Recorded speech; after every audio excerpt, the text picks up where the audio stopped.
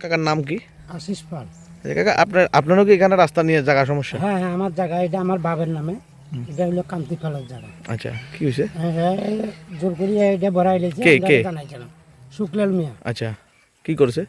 এটা মাটি বেলায় ভরাই লেছে। এটা রাস্তা করার জন্য? রাস্তা করার জন্য। রাস্তা করা হইলে এটা পঞ্চায়েত লাগবো।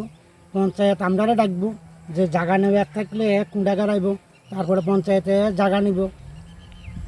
হ্যাঁ, আমরা জানাইছি না অক্ষণ নিজের মধ্যে মতো মাফিক ভরাই লেছে দোষের জায়গা। তো সে বিষয়ে আপনি কাউরে জানাইছেন? হ্যাঁ জানাইছি, আমি মতাই এটা জানা নিয়েছি সবাই, এটা জানা নিয়েছি।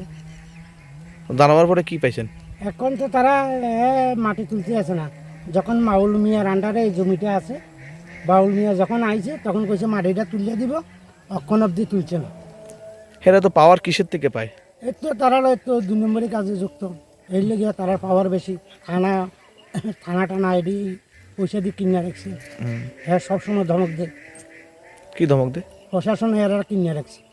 আর টাকার জোরে আর কিছু বলা হয়নি আছে, এরারে দিয়ে এই রাস্তাটারে মাটি ফেলা এটি সরাইয়া এরপরে এটি কাজটি করছে।